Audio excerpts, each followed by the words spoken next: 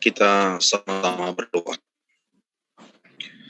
Maha besar Tuhan Allah yang kami sorga, ini Tuhan kami datang bersyukur dan berterima kasih atas berkat Tuhan yang kami terima. Engkau telah memberkati kami Tuhan sehingga kami boleh bertemu, belajar Alkitab interaktif online di malam yang ke-6 ini.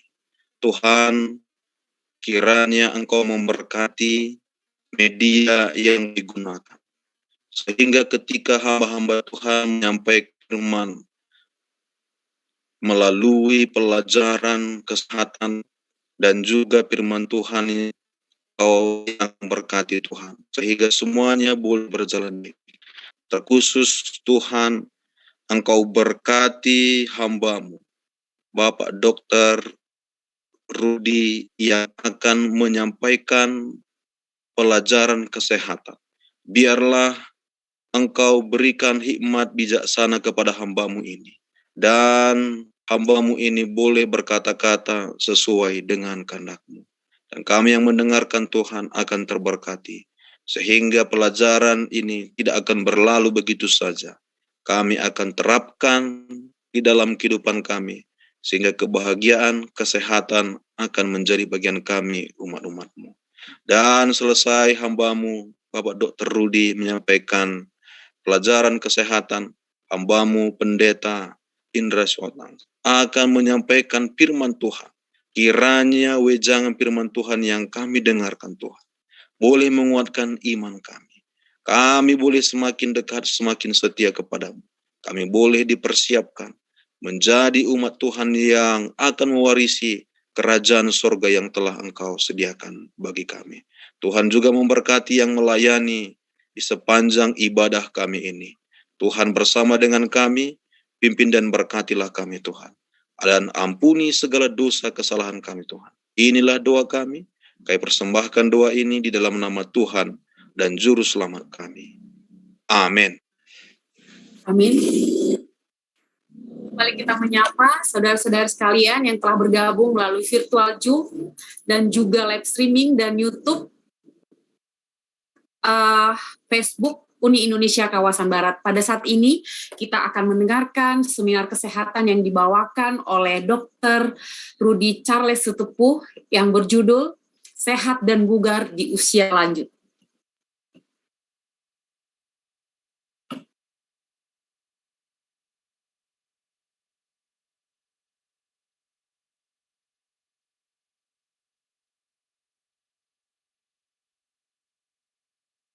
Para peserta belajar interaktif online di Uni Indonesia Kawasan Barat yang pada saat ini tentu dilayani oleh daerah Sumatera Kawasan Utara. Salam sehat dan bugar tentu adalah doa dan harapan kami. Saya Dr. Rudi akan memberikan sedikit pelajaran kepada kita di dalam kesehatan yang spesifik tentunya pada malam hari ini, yaitu tentang sehat dan bugar di usia lanjut. Tentu ini adalah sebuah pelajaran yang ditujukan kepada mereka yang berusia lanjut, yaitu di atas 60 tahun ke atas. Tetapi tentu Bapak Ibu, saudara-saudara yang dikasihi Tuhan, kita yang masih muda juga perlu belajar, karena kita adalah bagian yang harus mendampingi para lansia kita agar mereka tetap menjadi penasihat terbaik kita, pemberi kekuatan dan support dalam banyak nasihat dan petunjuk-petunjuk dalam hidup kita. Untuk itu, saya mau memberikan sebuah pelajaran tentang usia lanjut. Menjadi tua, Bapak Ibu yang dikasihi Tuhan, itu bukanlah suatu penyakit. Menjadi tua adalah suatu tahap dalam kehidupan manusia. Kita lahir, menjadi bayi, kemudian anak-anak, dewasa, dan kemudian tua. Dan harus dicatat, orang meninggal dunia bukan karena lanjut usia, tetapi meninggal oleh karena ada keadaan penyakit dan suatu kecelakaan. Nah, kita harus melihat bahwa proses menua itu atau menjadi tua dapat menyebabkan berkurangnya daya tahan tubuh, sehingga kita lihat kekuatannya mulai berkurang. Dan berkurangnya daya tahan tubuh itu di dalam hal apa? Menghadapi rangsangan dari dunia luar. Sehingga memang harus diakui bahwa ada berbagai penyakit yang seringkali menghinggapi kaum lansia kita. Kita lihat bahwa kalau begitu penuaan atau menjadi tua adalah sebuah proses biologis dari setiap makhluk hidup. Sejak ia dilahirkan sampai terjadi itu semuanya secara alami dengan ditandai adanya perubahan pada dalam fisik serta fungsi tubuh yang mulai menurun. Nah, kita melihat bahwa lansia mengalami permasalahan. Kalau boleh dilihat di dalam grafik ini, masalah pada lansia seringkali adalah adanya penyakit kronis, penyakit yang menahun. Kemudian terjadi juga kekurangan nutrisi. Jadi kita perlu melihat adanya masalah nutrisi di sana atau kebutuhan gizi mereka. Kemudian adanya penurunan fungsi tubuh. Ya, ini juga harus diperhatikan dan dikenali dengan baik. Apa yang terjadi karena juga ada penurunan fungsi dari metabolisme dalam tubuhnya. Lalu juga ada penurunan komposisi tubuh. Nah, ini yang para lansia kami harus perhatikan. Ada penurunan komposisi tubuh. Kemudian juga ada penurunan fungsi kognitif. Makanya tidak heran kadang-kadang lansia kok saya gampang lupa atau mulai lambat cara berpikirnya. Nah, untuk itu maka kita harus memanage, mengelola lansia kita.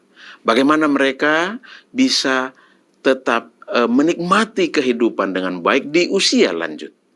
Yang pertama kita harus pikirkan bagaimana kita mempertahankan fungsi mental para lansia kita.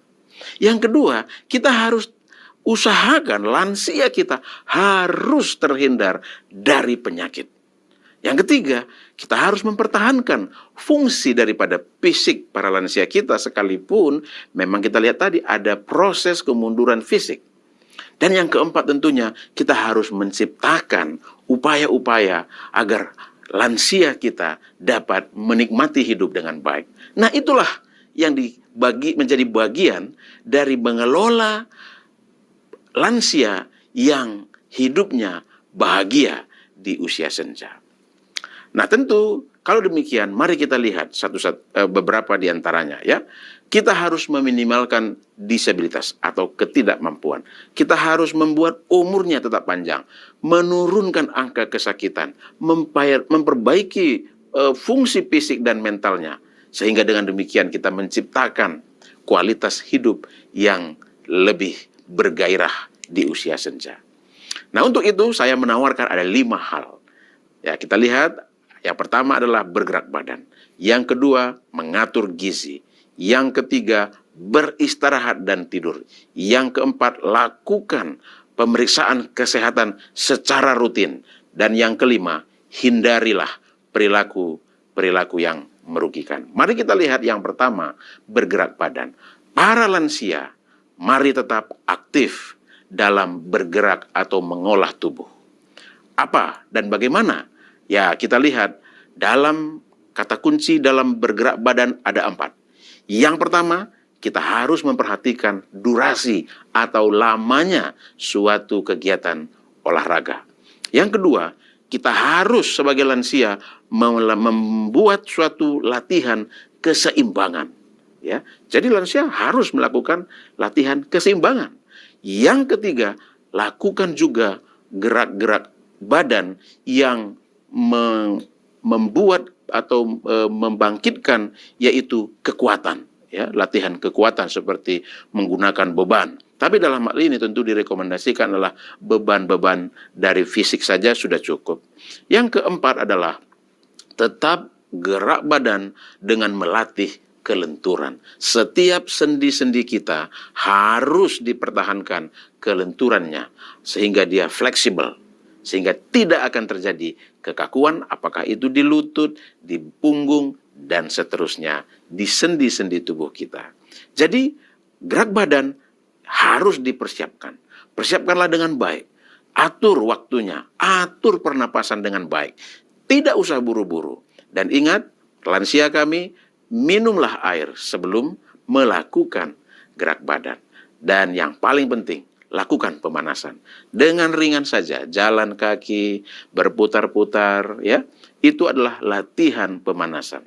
Kemudian selama olahraga perhatikan, ketika terjadi rasa lelah atau ketika terjadi nyeri pada bagian dada, segera hentikan. Hentikan gerakan itu dan mulailah ambil waktu untuk beristirahat. Dan paling penting, pantau terus denyut nadi. Jangan lebih dari 120 kali per menit ketika Anda berolahraga. Paling tinggi 120 kali per menit. Kemudian setelah berolahraga, jangan juga langsung diam. Tetap usahakan minum air 1 gelas dan lakukanlah pendinginan. Sama halnya dengan pemanasan, lakukan pendinginan untuk menurunkan frekuensi napas dan denyut nadi dengan berjalan secara perlahan-lahan. Itu yang dapat dilakukan dalam bergerak badan. Yang kedua adalah mengatur gizi. Ada 2 gizi yang penting. Yang pertama adalah makronutrisi. Yang pertama adalah makronutrisi, yang kedua adalah mikronutrisi. Apa itu? Nah, para lansia kami perhatikan. Anda membutuhkan makronutrisi, tetap seperti pada umumnya orang-orang dewasa atau anak-anak remaja. Yang pertama adalah karbohidrat, protein, dan lemak. Jangan tinggalkan 3 komponen utama makronutrisi ini. Tentu itu dapat bersumber dari berbagai jenis bahan buah-buahan, biji-bijian, dan tentunya bahan-bahan protein seperti kacang kedelai yang sudah diolah menjadi tahu, tempe, dan seterusnya. Itu juga baik. Kemudian juga pertahankan dengan mikronutrisinya. Ini juga bagian yang penting bagi para lansia, yaitu vitamin, mineral, dan air. Para lansia kami tetap pertahankan kebutuhan kecukupan akan vitamin dan mineral, serta air dalam tubuh para lansia kami. Agar apa? Agar dapat memiliki fungsi metabolisme dan fisik yang tetap kuat dan bugar. Nah, tentu sumbernya ada di dalam berbagai jenis buah-buahan yang berwarna-warni, dan ini adalah bagian penting bagaimana lansia mungkin sudah mengalami perubahan dalam postur gigi, dapat melakukannya dengan di blender, di jus, dan seterusnya. Nah, ini yang dapat kita rekomendasikan.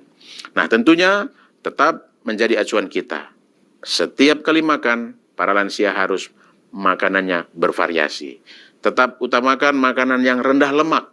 Minyak-minyak harus semakin dibatasi. Kemudian pilihlah buah dan sayuran serta kacang-kacangan. Tidak usah khawatir, memang kacang tanah melulu juga tidak baik. Maka gunakanlah keseimbangan yang secukupnya. Kemudian perhatikan penggunaan gula dan garam. Tidak boleh terlalu banyak. Walaupun memang ada godaan bahwa dengan minum gula maka rasanya punya tenaga. Ya, itu adalah jebakan. Kemudian yang berikutnya dalam hal mengatur gizi adalah cukuplah minum setidaknya 2-3 liter 1 hari. Kenapa? Karena memang kebutuhan air pada usia lansia sangat menentukan akan kebugaran tubuhnya. Yang ketiga, Bapak Ibu, para lansia dan rekan-rekan yang berbahagia. Apa yang dapat kita lakukan adalah beristirahat dan tidur. Mengatur istirahat dan tidur itu sangat penting bagi lansia. Untuk itu, bagaimana caranya mendapatkan tidur yang cukup di malam hari? Di malam hari, karena keluhan para lansia, kadang-kadang kalau sudah bangun tidur di jam 2 pagi dini hari, mereka tidak bisa tidur lagi. Kadang-kadang ada lansia yang mengeluhkan, saya tidak bisa tidur, sudah jam 11 pun, pengen mata itu melotot terus, kira-kira begitu. Nah, untuk itu, dapat dilakukan untuk mendapatkan istirahat tidur yang cukup dan baik pada malam hari adalah dengan tetap aktif bergerak badan. Ya, itu tadi. Yang nomor satu. Kemudian, tentu kita harus hindari yang namanya berolahraga 3 jam atau 4 jam sebelum tidur. Harus dihindari. Kemudian, nah ini penting. luangkanlah waktu di bawah sinar matahari setiap hari. Nah, jadi kalau kita mau mendapatkan tidur yang baik, berjemurlah di bawah sinar matahari di kisaran jam 12 sampai jam 3 sore. Kemudian yang berikutnya, apa yang dapat dilakukan adalah santailah mendekat waktu tidur. Jangan nonton TV yang seram-seram atau yang memacu adrenalin kita. Seperti adanya perlombaan-perlombaan seperti itu. Ya, itu harus dihindari tontonan atau kegiatan-kegiatan seperti itu.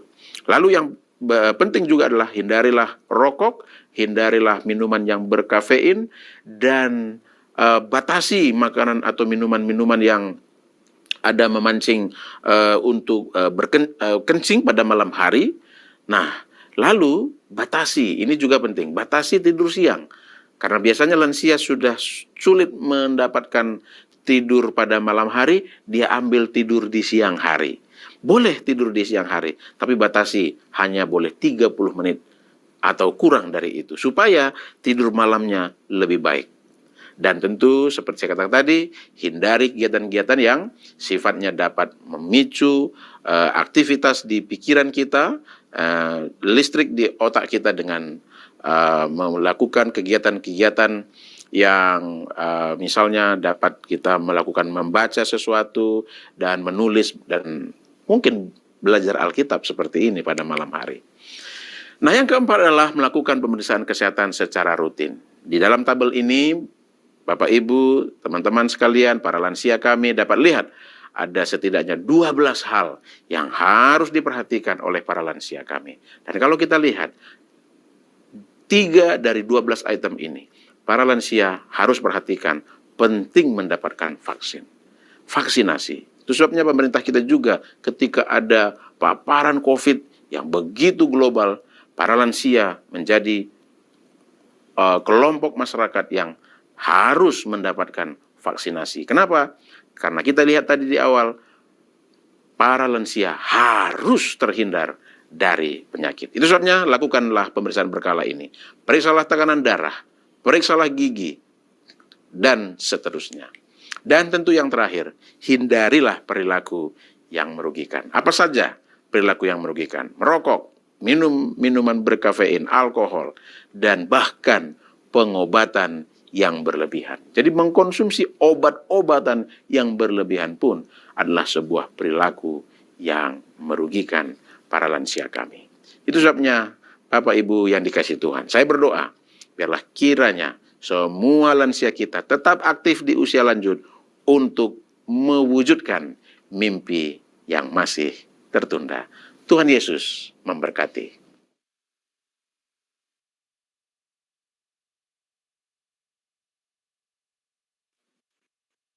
Terpujilah Tuhan untuk seminar kesehatan yang telah disampaikan oleh Pendeta Rudi Sitepuh. Tentunya sehat dan bugar di usia tua, kerinduan semua saudara-saudara sekalian.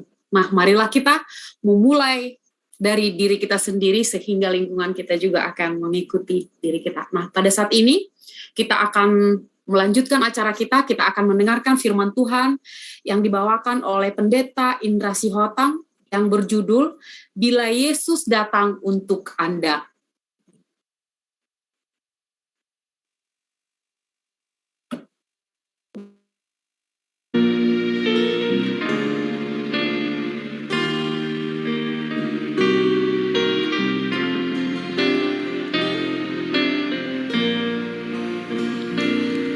Kesusahan dunia berlalu, kerajaan Tuhan segeralah. Yesus sudah siapkan bagimu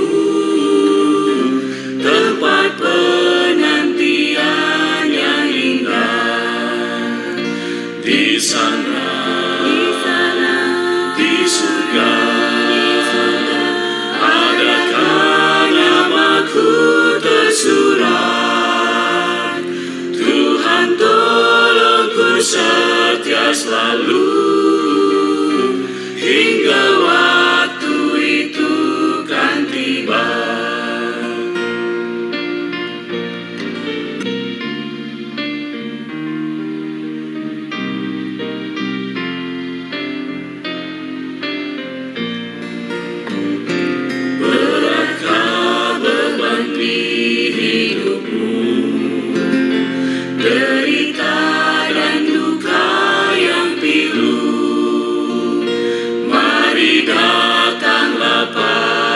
Yesus, Dia akan beri damai kepadamu. Di sana,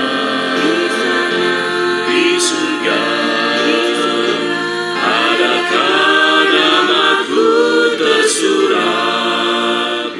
Tuhan tolongku setia selalu, hingga waktu itu kan tiba.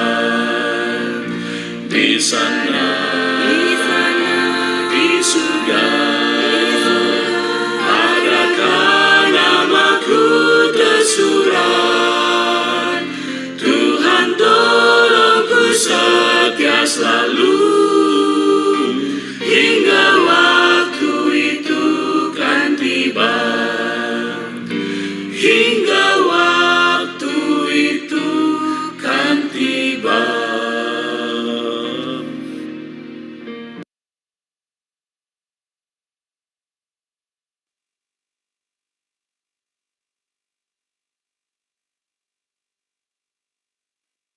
Suaranya pendeta, pendeta Indra, ya oke.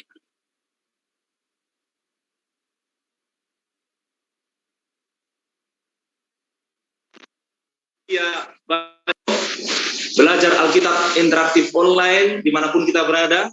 Bersama saya Pendeta Indra Sihotang akan membawakan pelajaran lanjutan yang ke-7 pada malam hari ini. Terima kasih untuk host yang sudah memandu acara kita, dan kita patut bersyukur atas berkat Tuhan dalam kehidupan kita, khususnya sepanjang hari ini hingga malam hari ini kita dapat kembali lagi untuk mempelajari firman Tuhan. Pelajaran-pelajaran yang sebelumnya sudah disampaikan oleh hamba-hamba Tuhan akan kita lanjutkan malam hari ini, dan judul pembahasan malam hari ini adalah, saya akan share screen.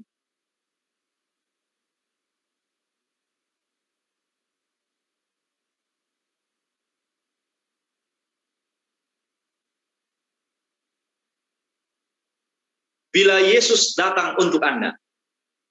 Bila Yesus datang untuk Anda. Ini adalah pelajaran malam yang ke-7.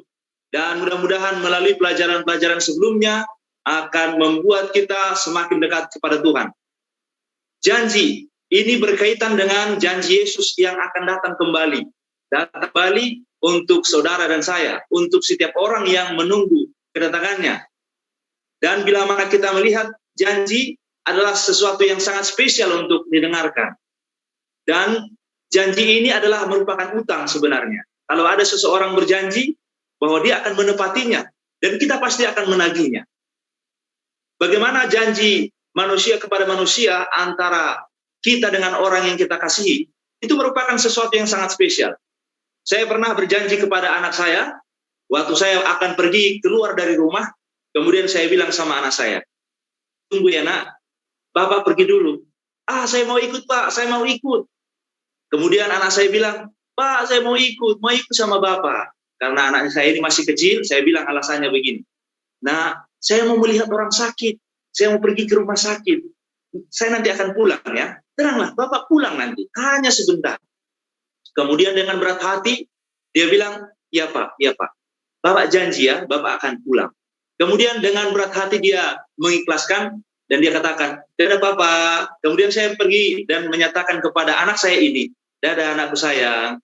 Setelah itu saya pergi. Mulai daripada siang dia menunggu. Kemudian dia lihat ke jendela, mungkin datang sepeda motor, dia lihat, oh Bapak, ternyata bukan. Kemudian datang lagi, sore lagi, dia tunggu lagi. Ada sesuatu yang datang dari luar, dia pikir itu saya. Bapak udah pulang, ternyata tidak. Sampai sore, hampir menjelang malam, belum juga saya pulang. Kemudian sampai malam, akhirnya malam sampai dia tertidur. Sudah waktunya untuk tidur. Ya, di atas jam 10. Kemudian dia tertidur, saya baru pulang dari perlawatan. Setelah saya pulang, saya melihat dia tertidur lelap. Menyatakan bahwa saya juga pulang, saya sangat mengasihi dia, karena saya akan pasti pulang. Saya sudah berjanji kepadanya, saya akan pulang. Itulah janji seseorang yang mengasihi. Ya, seorang orang tua mengasihi anaknya.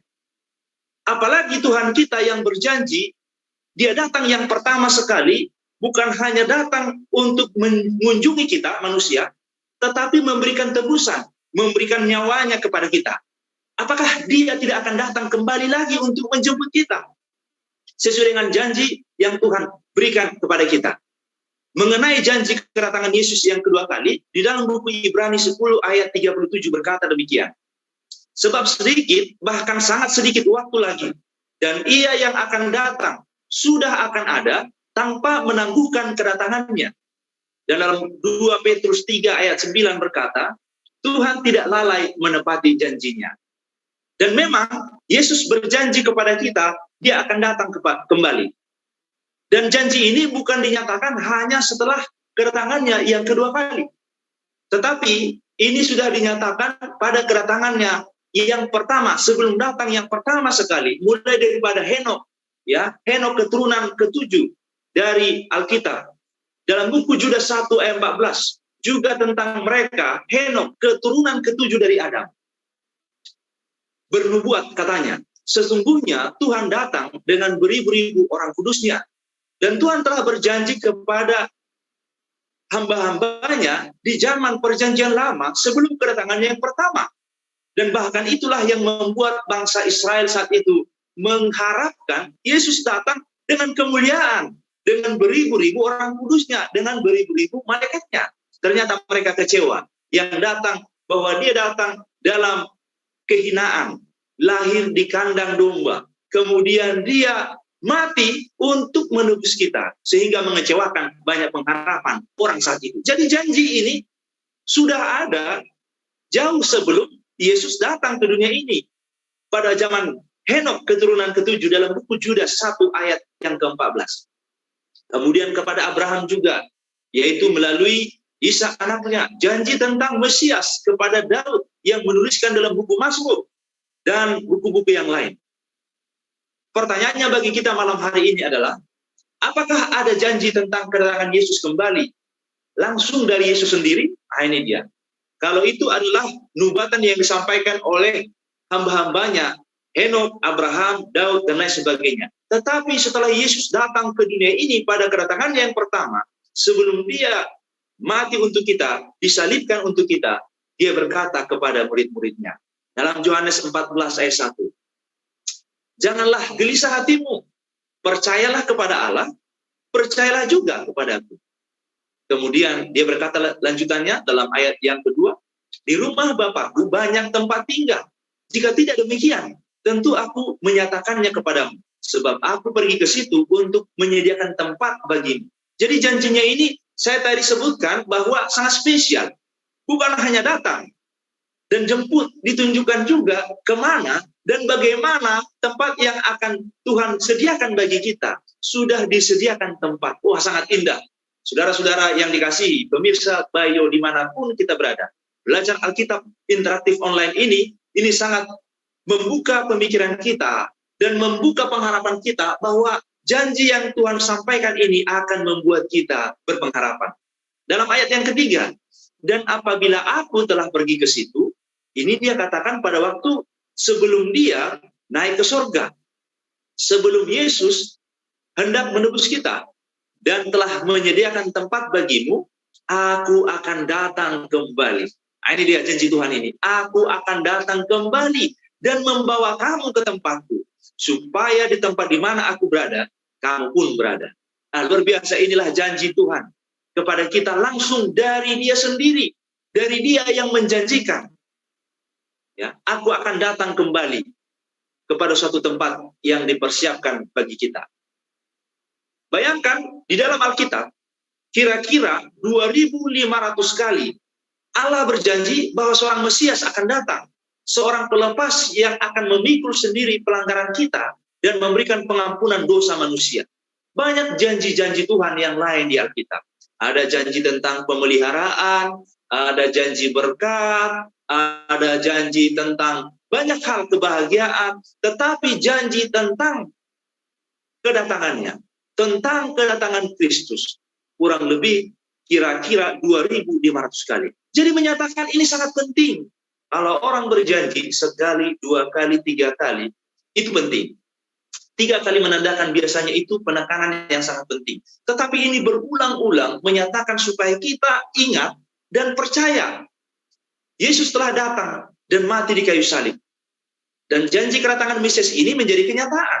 Nah, untuk itulah dituliskan di dalam firman Tuhan Alkitab kita ini di Perjanjian Baru, dalam buku Injil, bahkan dalam buku yang dituliskan oleh rasul-rasulnya, bahwa sudah menjadi kenyataan. Janji Tuhan di Perjanjian Lama menyatakan bahwa Dia akan datang untuk memberikan kelepasan bagi kita, untuk menebus kita dari dosa, untuk menyelamatkan kita. Itu sudah digenapi. Dan janjinya untuk kembali ke dunia ini akan menjadi kenyataan dan pasti akan digenapi. Pada waktu sebelum kedatangan Yesus yang pertama, banyak orang kecewa. Sangat lama, kapan kedatangannya? Mereka mengharapkan, sehingga pada waktu Yesus lahir, orang-orang yang dipercayakan kitab suci ini kecewa. Karena sudah lama menunggu, mereka terbuai.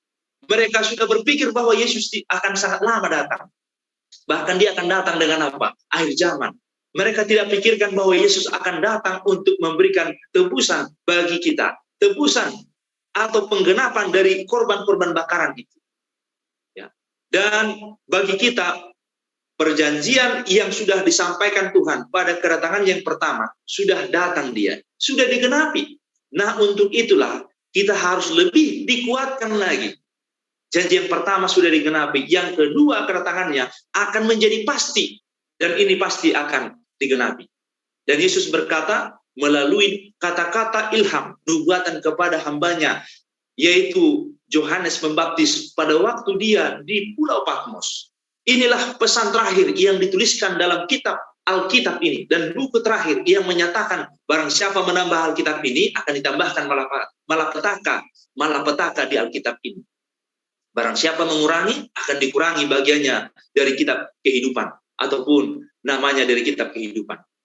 Dan dituliskan, memastikan, ya, di awal sudah disebutkan, kemudian di penutup dari buku ini, Alkitab yang kita pegang. Dalam buku Wahyu 22 ayat 7 berkata, sesungguhnya aku akan datang segera. Berbahagialah orang yang menuruti perkataan-perkataan nubuat kitab ini. Nah, ini janjinya. Kemudian dilanjutkan lagi. Sesungguhnya aku datang segera. Ini bayangkan sampai 3 kali lagi. Dan aku membawa upahku untuk membalaskan kepada setiap orang menurut perbuatannya. Dan ayat yang ke-26 dari pasal yang sama, Wahyu 22. Ia yang memberi kesaksian tentang semuanya ini berfirman, yaitu Yesus yang berfirman, ya, aku datang segera. Amin. Datanglah Tuhan Yesus. Setelah dituliskan kitab ini, Dia berjanji, aku datang segera. Bayangkan, seperti cerita tadi, saya aja kepada anak saya berjanji, saya sangat rindu akan segera pulang.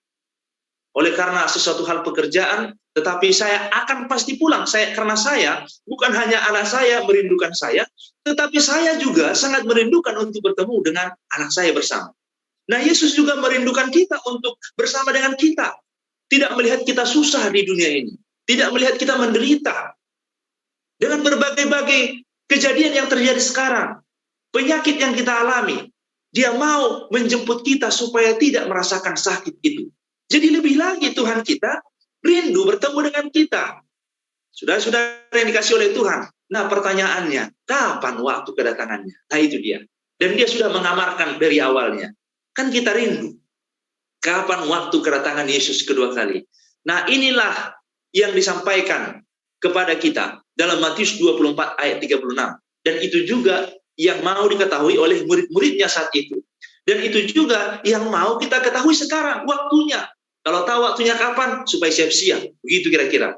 Dan kita pasti, Yesus berkata kepada murid-muridnya dan kepada kita sekarang. Dalam Matius 24 ayat 36. Tetapi tentang hari dan saat itu, tidak seorang pun yang tahu. Malaikat-malaikat di surga tidak, anak pun tidak, hanya Bapa sendiri. Jadi, Yesus tidak pernah menyatakan kapan waktu kedatangannya. Tepat mengenai penanggalan hari, bulan, kemudian tahun, Dia tidak mau menyatakannya kepada kita. Bukannya tidak tahu Dia. Tuhan tahu, Dia Maha tahu. Tetapi kenapa? Supaya ada sesuatu hal yang tidak mengecewakan kita. Karena panjang sabar Allah. Dalam buku 2 Petrus 3 ayat yang ke-14 disebutkan, Tuhan tidak lalai menepati janjinya. 2 Petrus 3 ayat 9, dimulai ayat 9. Tuhan tidak lalai menepati janjinya. Sekalipun ada orang yang menganggapnya sebagai kelalaian. Sehingga banyak orang menunggu-nunggu. Dia menunggu kepastian. Kalau kita menunggu seseorang, Bapak, Ibu, saudara-saudara sekalian, pemirsa, BIO, dimanapun kita berada. Kalau kita menunggu seseorang, harusnya pasti-pasti.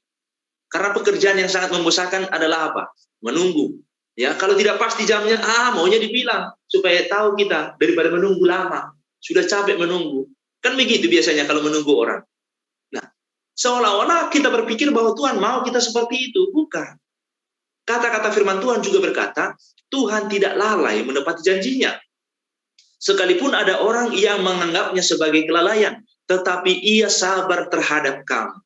Itu dia. Kepada kita yang menyatakan, bosan menunggu, sabar Tuhan, panjang sabar Tuhan bagi saudara.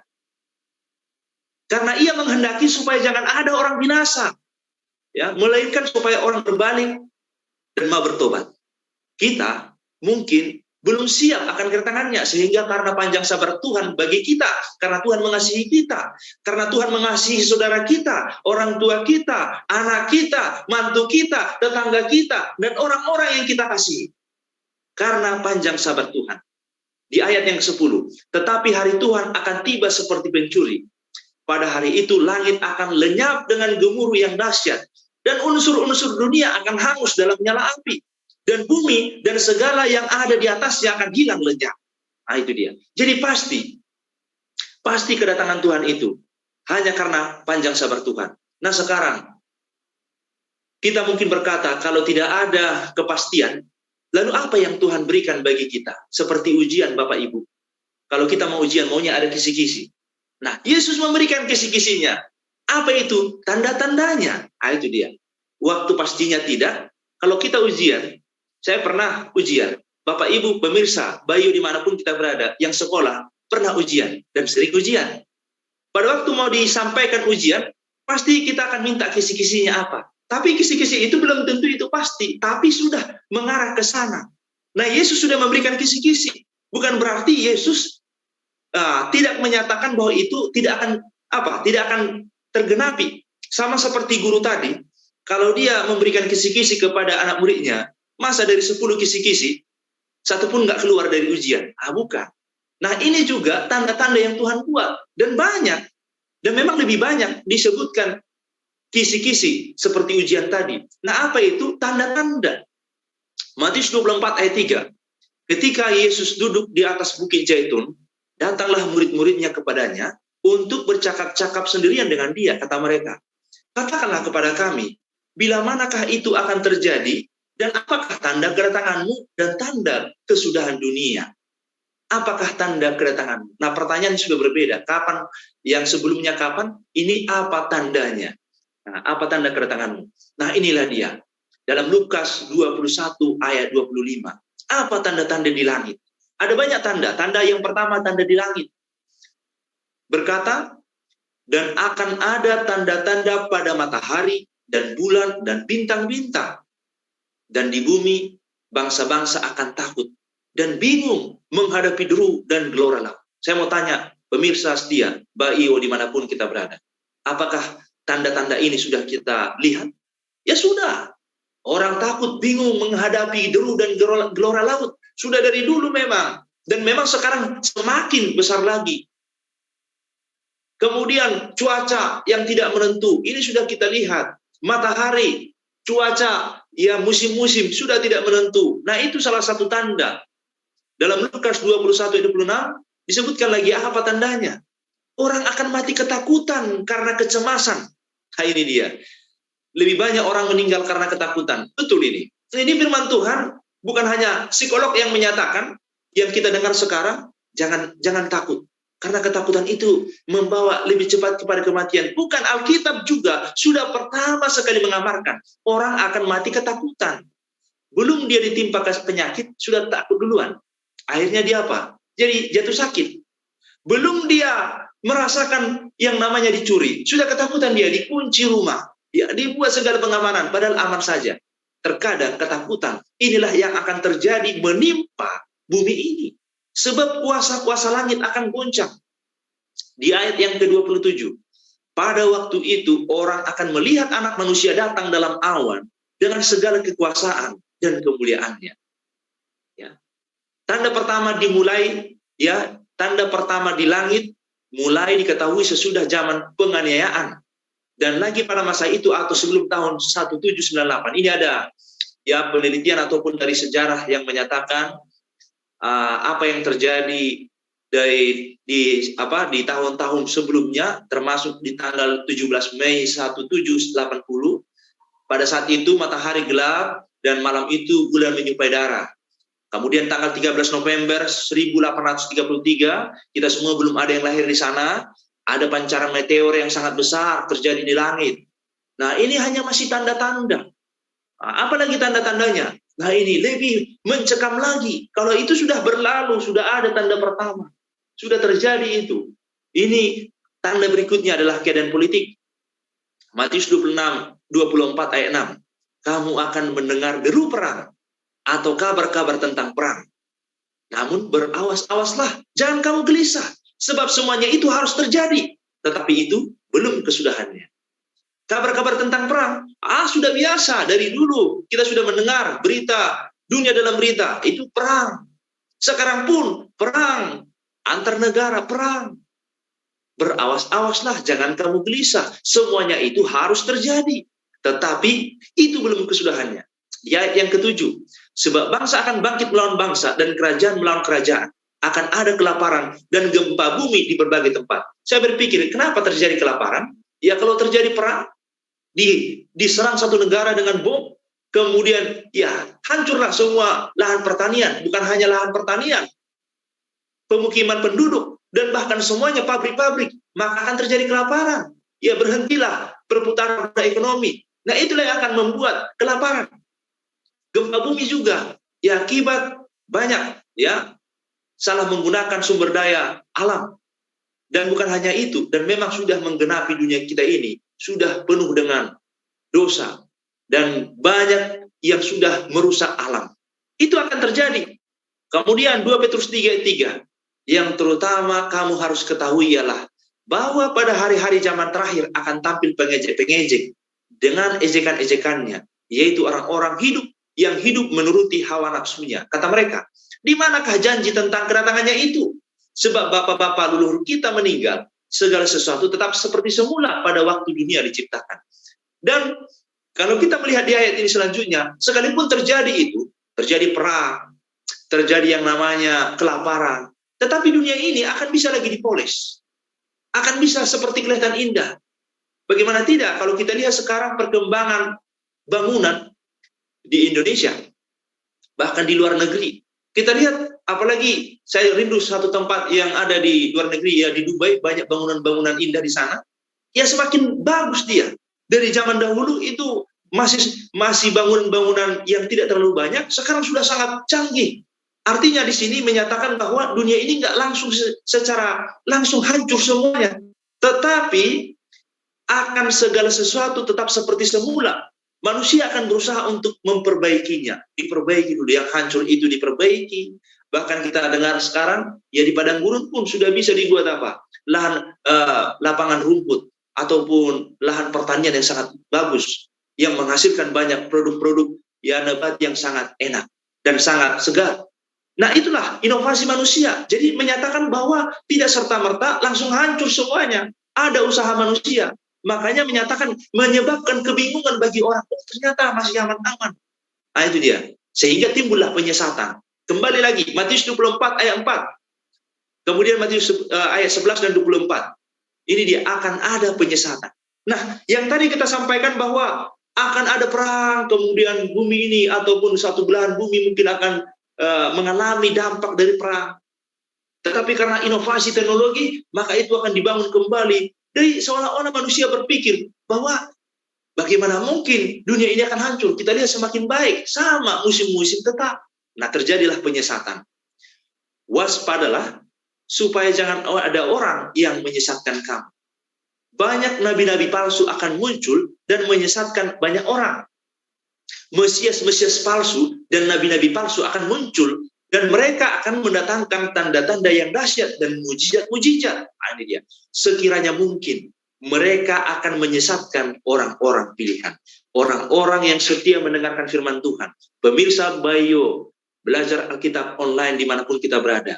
Hanya Alkitab penangkal kita. Sekiranya mungkin kita juga akan disesatkan. Karena memang Mesias-Mesias palsu ini, nabi-nabi palsu ini akan datang.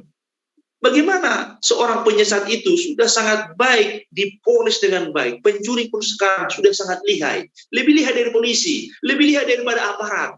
Dan demikian, apalagi setan akan lebih menyesatkan kita. Maka waspada. Belajar Alkitab online ini membentengi kita setiap hari di rumah kita. Bahwa kita akan memperhatikan tanda-tandanya. Supaya kita tidak apa? Disesatkan. Kita umat-umat pilihan jangan disesatkan. Berlakulah seperti zaman Nuh, zaman yang akan datang. Bahwa bumi telah rusak di hadapan Allah dengan kekerasan. Memang dunia ini semakin canggih, semakin makmur, semakin maju, akan semakin banyak dosa di sana. Ketika dilihat Tuhan bahwa kejahatan manusia besar di bumi dan bahwa segala kecenderungan hatinya selalu membuahkan kejahatan semata-mata, maka disitulah timbul banyak dosa. Rusak. Memang bukan keadaan bumi ini, casingnya yang rusak, tetapi sifat, perilaku, dan tabiat manusia telah rusak. Nah, itu yang akan terjadi. Dan banyak tanda-tanda yang lain di Alkitab. Dan sekarang bagaimana cara datang Yesus? Bagaimana cara Yesus datang? Cara kedatangannya, apakah datang secara rahasia diam-diam? Nah, sekarang kita dengar banyak, Yesus sudah datang di sana. Yesus menampakkan diri di sana, katanya. Jangan percaya. Tidak. Tidak di belahan satu dunia, tidak. Mari kita lihat di Alkitab. Kita baca di Alkitab kita. Matius 24 ayat 25 sampai 27. Camkanlah, aku sudah mengatakannya terlebih dahulu kepada kamu. Jadi apabila ada orang berkata kepadamu, lihat, ia ada di padang gurun, jangan kamu pergi ke situ. Ya. Atau lihat, ia ada di dalam bilik, jangan kamu percaya. Sebab sama seperti kilat memancar dari sebelah timur dan melontarkan cahayanya sampai ke barat, demikian pula lah kelak kedatangan anak manusia. Jadi kalau datang memancar kilat dari timur menuju ke barat, semua akan melihat, menyaksikan. Demikianlah kedatangan Yesus kedua kali. Kilat akan memancar dengan jelas sekali. Dilihat oleh mata dalam jarak yang sangat jauh. Sehingga kedatangan Yesus bukan sesuatu peristiwa yang bersifat rahasia. Tetapi itu akan terbuka sekali. Bagaimana cara Yesus datang? Apakah Yesus akan datang lagi seperti manusia sesungguhnya? Ini dia. Bagaimana? Apakah Yesus datang dengan keadaannya yang tidak bisa kita jangkau? Inilah merupakan kebanggaan bagi kita. Sebagai manusia yang terbuat dari debu dan tanah, yang telah Tuhan angkat menjadi anak-anaknya. Yesus yang naik ke surga itu juga masih demikian. Dia masih menggunakan daging yang kita alami, yang kita pakai sekarang. Hanya bedanya bahwa daging yang Tuhan gunakan, Tuhan Yesus gunakan, tidak mengalami kematian. Tidak mengalami sakit penyakit. Berbeda dengan daging yang kita punyai sekarang. Tubuh yang kita punyai sekarang. Kisah 1 ayat 9, inilah bukti Alkitab yang menyatakan bahwa dia datang bukan dengan sesuatu yang tidak bisa kita jangkau, tetapi dengan tubuh yang waktu dia naik ke surga. Kisah 1 ayat 9 sampai 11. Sesudah ia mengatakan demikian, terangkatlah ia disaksikan oleh mereka, dan awan menutupnya dari pandangan mereka. Ketika mereka sedang menatap langit pada waktu ia naik itu, tiba-tiba berdirilah dua orang yang berpakaian putih dekat mereka dan berkata kepada mereka, hai orang-orang Galilea, mengapakah kamu berdiri melihat ke langit? Yesus ini yang terangkat ke surga meninggalkan kamu akan datang kembali dengan cara yang sama, seperti kamu melihat dia naik ke surga. Jadi cara yang sama, Yesus naik ke surga, kita akan bisa melihat bagi orang-orang yang merindukan kedatangannya. Kedatangannya itu adalah sesuatu yang spesial. Bayangkan Bapak Ibu, pada waktu orang yang kita kasihi itu akan datang, kita berjumpa, luar biasa sukacita kita. Bahwa akan hilang semua sakit penyakit, penderitaan yang kita alami selama di dunia ini. Yesus yang sama yang terangkat ke angkasa akan datang kembali. Dan Yesus yang sama juga yang berbicara ramah kepada perempuan yang berzina. Yesus yang sama yang menghapuskan air mata duka cita dan menyambut anak ke pangkuannya. Yesus yang sama yang mati di kayu salib, beristirahat dalam kubur, dan bangkit dari kematian pada hari ketiga. Dia jugalah yang akan datang kembali. Nah sekarang, sebelum penutupnya, bagi kita pemirsa setia, BIO, belajar Alkitab interaktif online, dimanapun kita berada. Bagaimana sikap kebanyakan manusia sekarang terhadap kebenaran? Seperti tontonan Zoom ini juga, tontonan seperti rohani ini, sudah sangat sedikit penontonnya. Kita lihat bahwa sifat manusia akan datang waktunya, orang tidak dapat lagi menerima ajaran sehat. Ini dia. Ajaran-ajaran yang apa yang sangat menarik saat ini? Ya ajaran-ajaran hiburan. Ya, ajaran-ajaran yang menyenangkan mata, yang menyenangkan telinga. Nah, ajaran nasihat ini, ajaran firman Tuhan ini sudah digenapi sekarang. Berbahagialah para pemirsa, BIO dimanapun kita berada. Anda dinyatakan berbahagia, karena waktunya akan datang orang tidak dapat lagi menerima ajaran sehat. Tetapi mereka akan mengumpulkan guru-guru menurut kehendaknya untuk merusakkan keinginan telinganya. Banyak sekarang pengkhotbah. Ya, kalau pendeta Indra Sihotan atau kita yang lain di sini yang sudah menyampaikan pekabaran kebenaran, itu sudah sangat kuno mungkin. Dirasa tidak menarik, tetapi orang akan lebih mengumpulkan guru-guru menurut kehendaknya yang menyenangkan hati mereka, yang membuat dia ketawa, dan mungkin khotbah firman Tuhan akan lebih mengarah ke lucu supaya enak didengar. Nah ini akan digenapi, akan datang waktunya, dan sudah memang digenapi banyak sekarang. Tapi saya yakin pemirsa BIO dimanapun kita berada, Anda orang-orang yang berbahagia. Mereka akan memalingkan telinganya dari kebenaran dan membukanya bagi dongeng. 2 Timotius 4 ayat 4. Nah ini yang akan terjadi. Pemberitaan Injil ini tidak ditakdirkan untuk mengadakan pertobatan dunia. Jadi firman Tuhan ini, janji tentang kedatangan Yesus ini tidak menjanjikan bahwa semua manusia akan diselamatkan. Tidak ada jaminan. Tetapi Matius 24 ayat 14 menyatakan, Injil diberitakan menjadi saksi. Dan sesudah pemberitaan kebenaran, kemudian Kristus kembali. Hanya memberitahukan.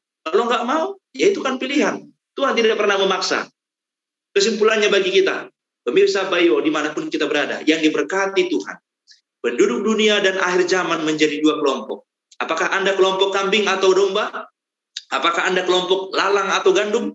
Nah ini tergantung pilihan kita. Ada orang yang menanti kedatangan Kristus yang kedua kali, tetapi tidak mengharapkan Kristus mengakhiri dunia sekarang ini, tetapi memerintahnya, memberikan kesempatan kepada bangsa-bangsa. Ada orang yang menantikan hari Tuhan, dan inilah akhir dunia, kedatangan Kristus dan kehancuran dunia. Sudah dekat hari Tuhan yang hebat itu. Sudah dekat dan datang dengan cepat sekali. Tanpa bertangguh. Dengar hari Tuhan pahit. Pahlawan pun akan menangis. Zefanya 1 ayat 14. Itu akan menjadi kabar sukacita bagi yang setia menunggu.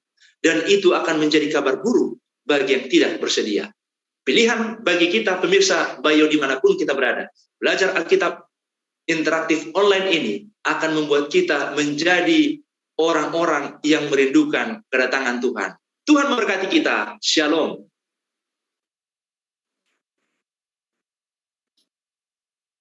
Terpujilah Tuhan untuk firman Tuhan yang telah dibawakan oleh Pendeta Indra Sihotan yang menuntun kita kepada hidup yang lebih baik. Sampai di sinilah acara kita pada malam hari ini, dan kita tetap mengundang saudara-saudara sekalian dimanapun Anda berada untuk tetap bergabung bersama kami belajar Alkitab interaktif online Uni Indonesia Kawasan Barat pada tanggal 30 Januari 2023, dan pembawa acaranya besok adalah